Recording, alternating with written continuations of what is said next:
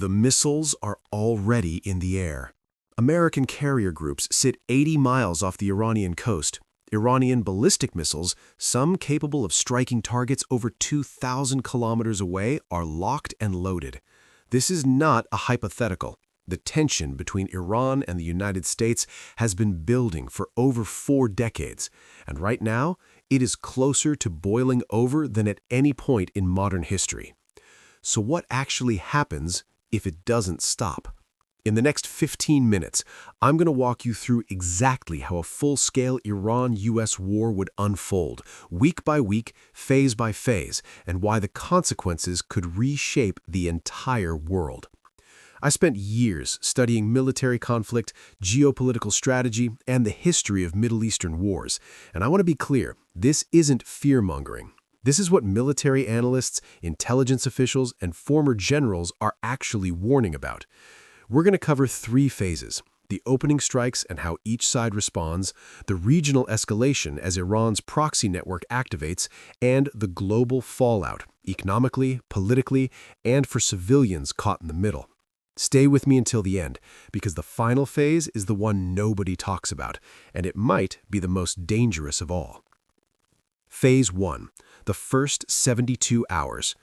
The moment open conflict begins, the U.S. military's first move is what they call suppression of enemy air defenses, or SEAD.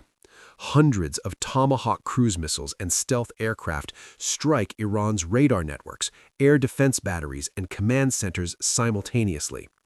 Iran's Air Force, consisting largely of aging American-made F-14s purchased before the 1979 revolution and Russian MiG-29s, would be outmatched within hours. Iran knows this, which is why they've spent 30 years building a different kind of military. Iran's real weapon is not its Air Force, it's its ballistic missile arsenal, one of the largest in the Middle East. Over 3,000 missiles of various ranges, many hidden deep in mountain tunnels.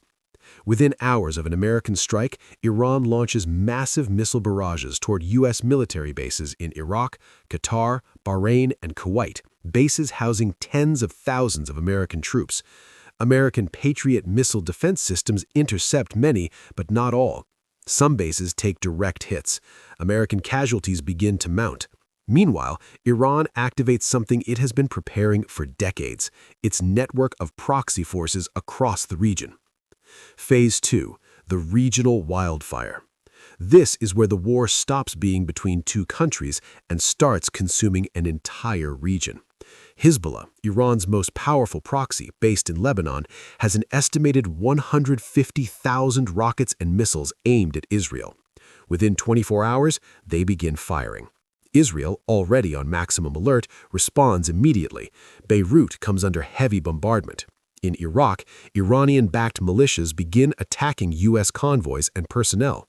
American troops, still stationed there, are suddenly fighting a 2-front battle, supporting operations against Iran and defending themselves inside Iraq. The Houthis in Yemen, already in a years-long conflict, begin launching cruise missiles and drones towards Saudi Arabia and UAE oil infrastructure. The Gulf states are now directly in the crossfire.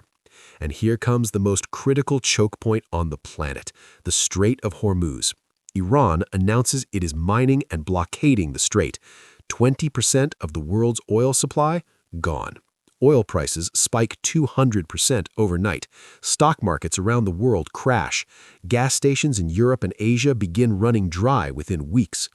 But here's what most people miss, and this is the open loop I promised you at the start.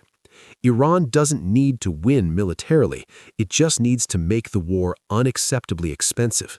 Phase 3. The grinding war. 6 weeks in. The air campaign has devastated Iran's conventional military. Its navy has been largely sunk or disabled. Its air defenses are in ruins. But Iran is not surrendering. And the United States is now facing a question every military planner dreads. Do we invade? A ground invasion of Iran would mean crossing mountainous terrain designed for defense.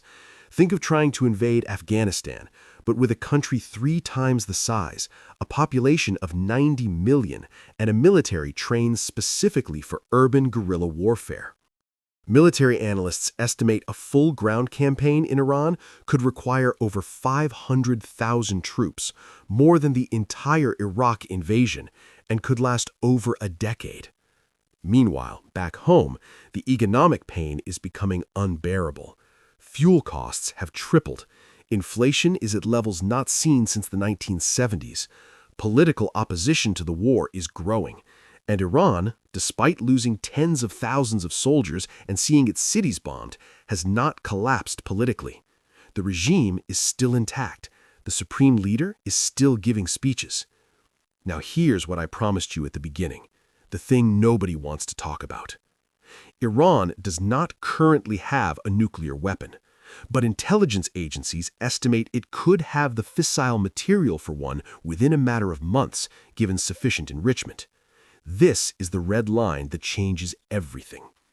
If the United States and Israel calculate that Iran is about to cross the nuclear threshold during an active war, the pressure to strike those facilities becomes almost irresistible. And that strike could trigger a response that pulls in Russia, China, and other global powers. China, Iran's largest oil buyer, has enormous economic incentive to intervene diplomatically. Russia has military advisors and equipment throughout the region. Both nations would face enormous pressure to act. We are talking about the genuine risk of a great power conflict. Not since the Cold War has the world been this close to that edge. For ordinary people, not soldiers, not politicians, this war would be devastating. Civilian casualties in Iran from airstrikes could number in the hundreds of thousands. Across the region, millions would be displaced. The refugee crisis of 2015 would look small by comparison. Global food prices would skyrocket. Iran and surrounding states are significant producers of wheat and critical supply chain nodes. Countries already struggling with hunger would face famine, and every terrorist and extremist organization on the planet would have a recruiting bonanza unlike any in modern history. So, what would happen if Iran versus USA war continues? Phase 1.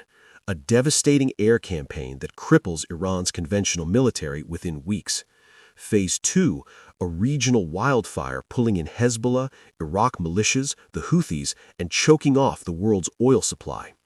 Phase 3. A grinding, possibly decade-long conflict with no clear victory for either side, and the terrifying shadow of nuclear escalation looming over all of it. The uncomfortable truth is this: there are no winners in this war, only different degrees of losing. If you found this valuable, subscribe, because we're going to keep following this story wherever it leads.